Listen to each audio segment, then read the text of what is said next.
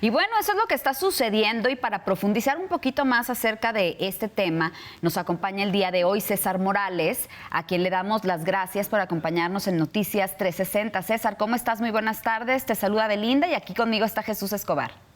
Hola, ¿qué tal? Buenas tardes, Belinda. Jesús, ¿cómo están? Contentos de recibirte. Y bueno, quisiera arrancar con esta entrevista preguntándote qué opinas de lo que está pasando con Movimiento Ciudadano. ¿Quién es realmente ahora sí que el candidato, el que contiende? ¿Mariana o Samuel?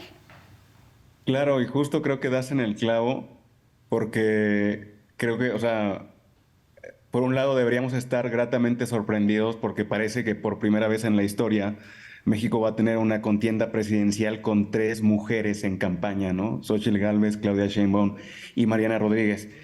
Porque a juzgar por lo que hemos visto de la pre-campaña de MC este par de días, ella va a ser quien va a poner el músculo, ¿no? En la contienda y no tanto Samuel García, que probablemente esté muy ocupado tratando de resolver el desastre en términos de sucesión que dejó en Nuevo León. Oye, César, te saludo con mucho gusto, querido amigo, y gracias por estar con nosotros. Yo te preguntaría, esta campaña con la cual arranca precisamente Movimiento Ciudadano, ya lo mencionaba Belinda, tú mismo, el caso Mariana, Samuel, pero ¿hacia dónde va Movimiento Ciudadano? ¿Cuál es la estrategia de Movimiento Ciudadano al decidir no aliarse con el PAN ni con el PRI? Agarrar su propio periplo en una contienda que uno pensaría pues va a terminar como una tercera fuerza, pero ¿está pensando en 2024 o está pensando en 2030 Movimiento Ciudadano? Sí, Jesús, mira, yo creo que MC, y así es como leo esta candidatura, digamos, independiente del frente, es que está haciendo su lucha, está preparando el terreno. No creo que busque ganarle a Morena, algo desde luego imposible dados los números actuales, pero sí ganar o rebasar a los partidos del frente, sobre todo al PAN, ¿no? Es decir, tomar la estafeta de la oposición. En ese sentido, creo que hay motivos para que en el frente opositor estén preocupados. Creo que ahí es donde está realmente la competencia y sobre todo en los espacios en el legislativo, ¿no? En las elecciones por el Congreso, que es un ámbito en el que Movimiento Ciudadano no ha sido todavía muy exitoso.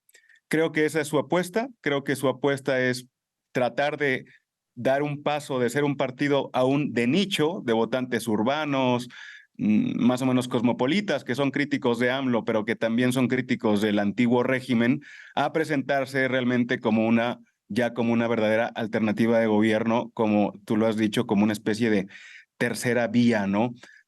Yo diría que tenemos que ver qué pasa, porque ahora mismo parece que todas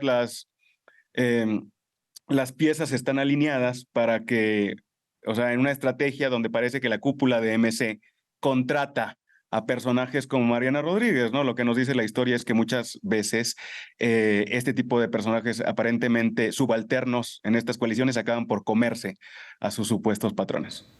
Así es, tienes toda la razón. Neoliberalismo progresista, ¿cómo se diferencia más que nada de la cuestión del PAN?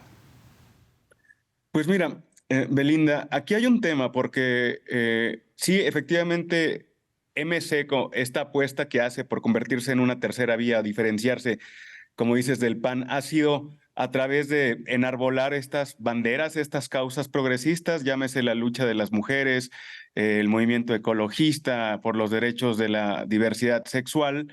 El problema es que lo ha hecho de una manera un tanto cosmética, un tanto tramposa, como casi limitándose a una estrategia de comunicación y marketing, más que realmente creerse realmente estas demandas tan justas, tan legítimas y tan contemporáneas, ¿no?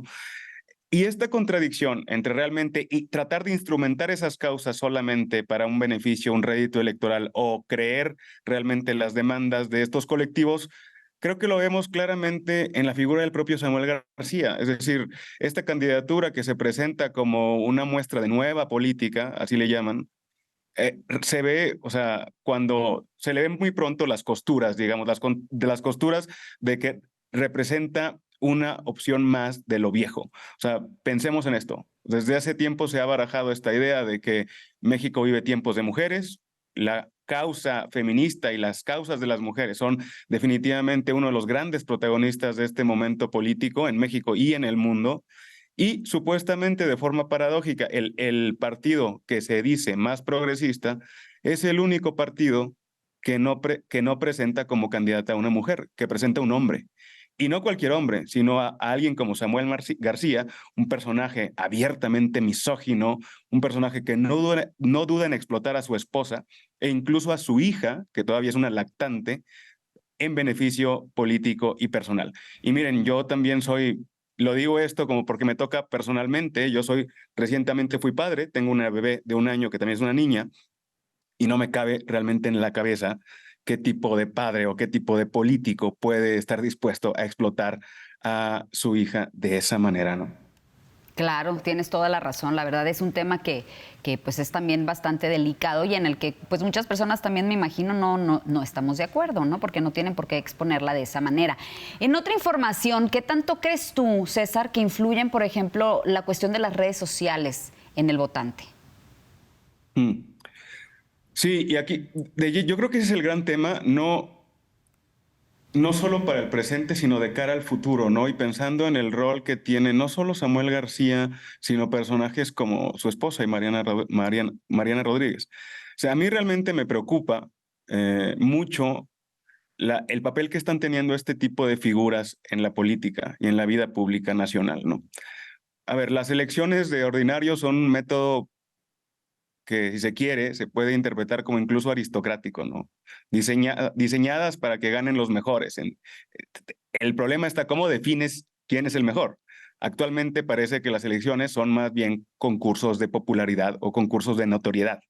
Es decir, ya creo que si el juego democrático se define en estos términos, o sea, que marquen la pauta las redes sociales, especialmente las nuevas redes sociales, que demandan un span de atención mucho más limitado, solo queda pensar qué tipo de relación podría tener un ciudadano o un votante con este tipo de personajes, ¿no? Ya no es una relación basada en una línea programática, es decir, en cierta ideología, ya tampoco hay organizaciones detrás, tampoco ni siquiera yo diría hay un tipo de liderazgo de tipo carismático, no propio de los movimientos, no sé, populistas. Lo que hay es una especie de aspiracionismo, pero es un aspiracionismo basado en los rasgos más superficiales, en los rasgos más frívolos, en los rasgos más materiales de los personajes, ¿no? Es decir, si antes nos preocupábamos por la influencia que podía tener la televisión en la agenda o en la construcción de políticos, ahora creo que con este tipo de nuevas redes sociales estamos yéndonos un escalón más arriba.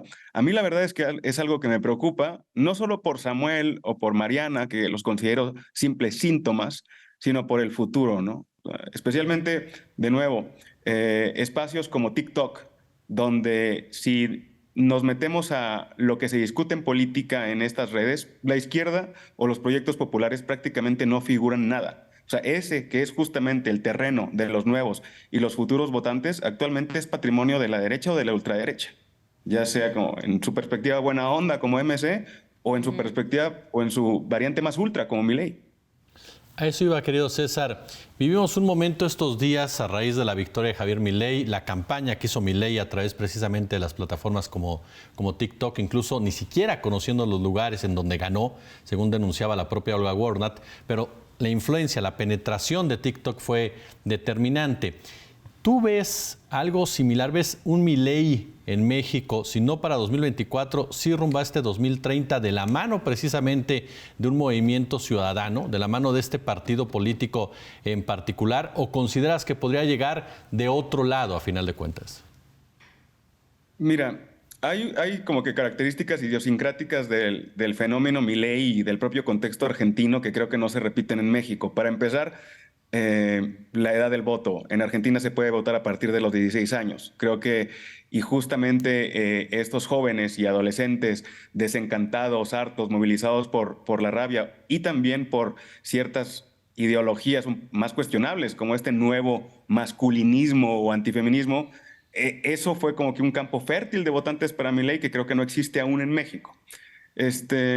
Yo no lo veo el riesgo por ahí. Es decir, desde luego que existe un riesgo en México, como en todos los países, del surgimiento de opciones de ultraderecha. No hay ningún país vacunado contra la ultraderecha y no hay ninguna bala de plata tampoco para hacerle frente.